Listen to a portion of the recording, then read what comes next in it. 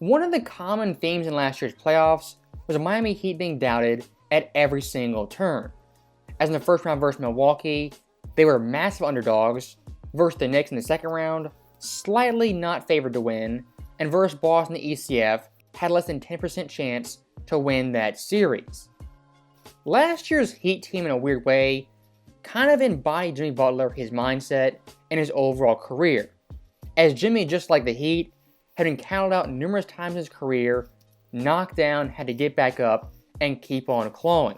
And you'd think after making the finals as an 8th seed, making history we hadn't seen since 1999, you would think that would prompt the NBA media and fans to declare Jimmy a top 10 player. I mean, how many other so-called superstars have made 2 finals in the last 4 years?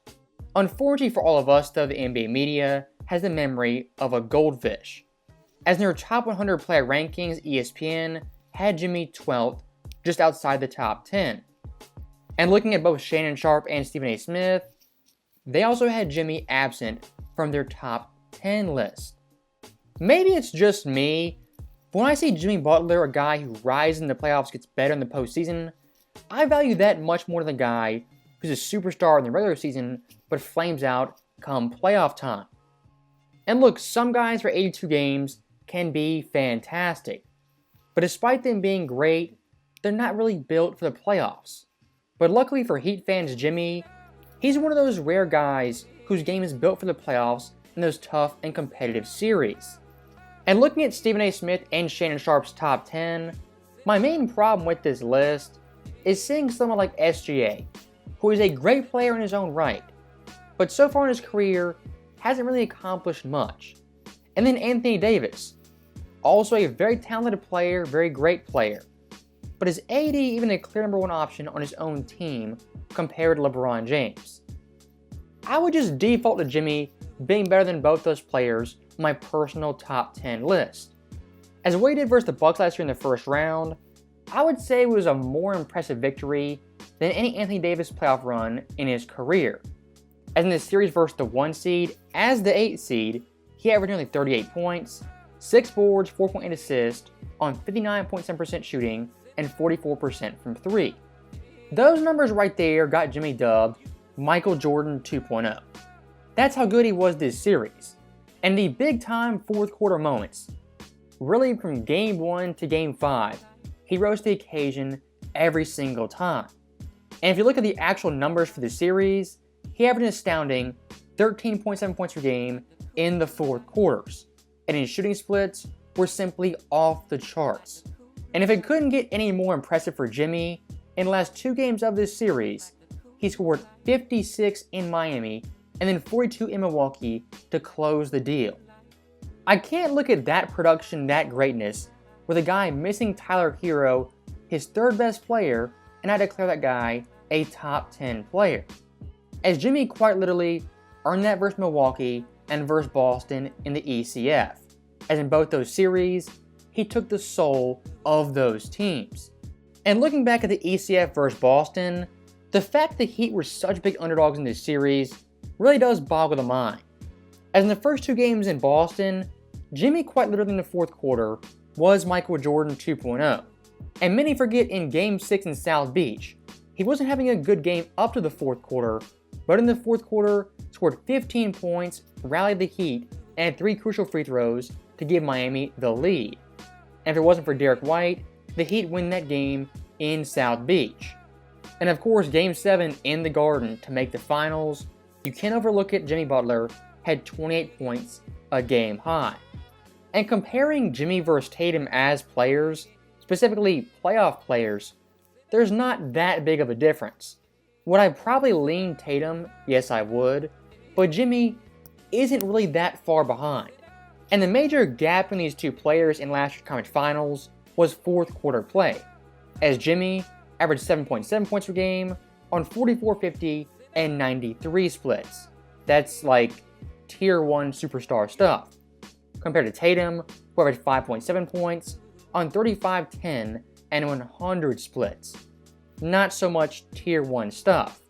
A lot of times in the playoffs, what it comes down to is a guy who can get a bucket late in games. And look, I'm going to be honest, Tatum as an actual player, I do think he's better than Jimmy.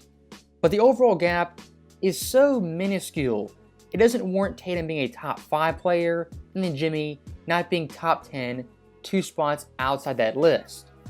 And staying with that top 10, looking back at Shane and Stephen A. Smith, again, I don't want to downplay SGA, as last year, he averaged 31 points per game, a breakout star.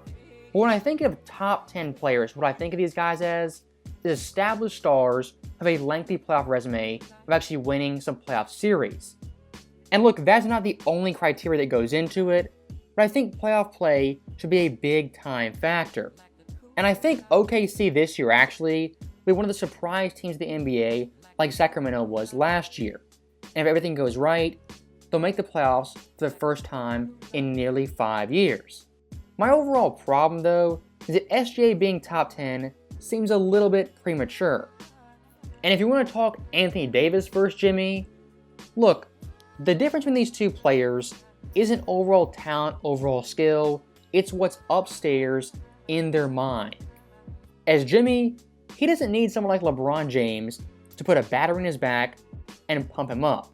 Anthony Davis, he needs that.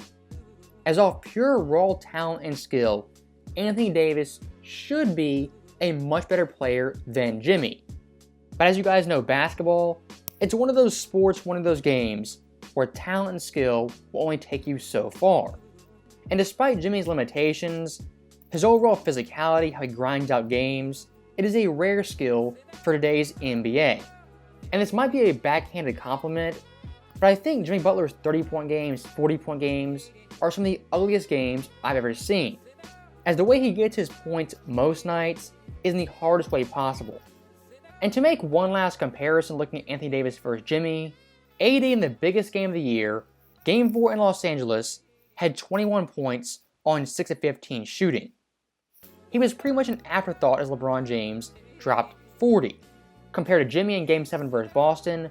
For his Heat team to make the finals, he had 28 points, a game high, on 12 of 28 shooting. When it comes to Butler and the Heat, for the NBA media, they really don't like them, but they do tolerate them.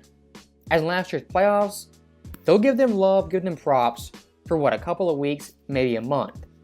But once that run's over, the shine is gone, they'll get kicked to the curb in an instant.